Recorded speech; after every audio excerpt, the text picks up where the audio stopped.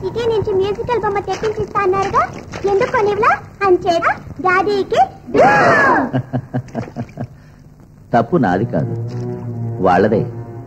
మీకు బొమ్మ కొని తీసుకురమ్మని సిటీకి పంపి నెలపైన అయింది.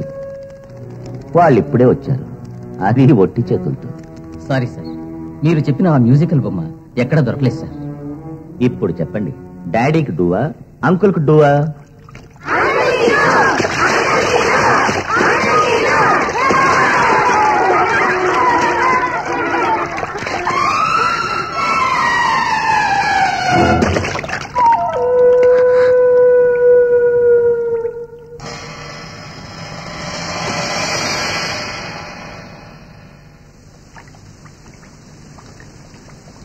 సుభాష్, ఏ సుభాష్,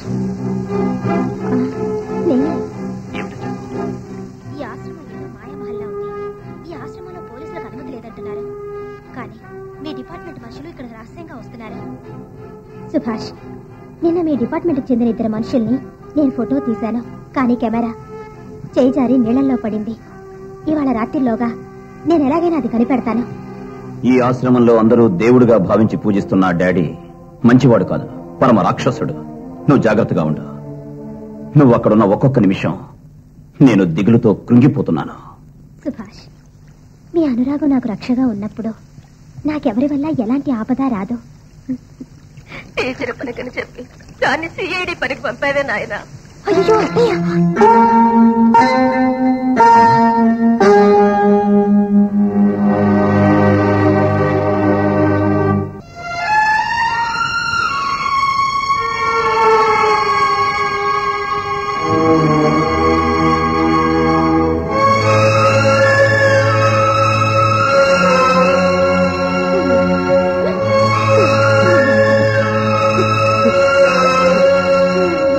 ఇటువంటి సమయాల్లోనే మనసు రాయి చేసుకోవాలి.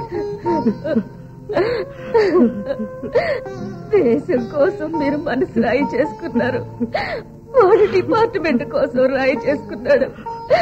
నేనెవరి కోసం మనసు రాయి చేసుకోవాలి?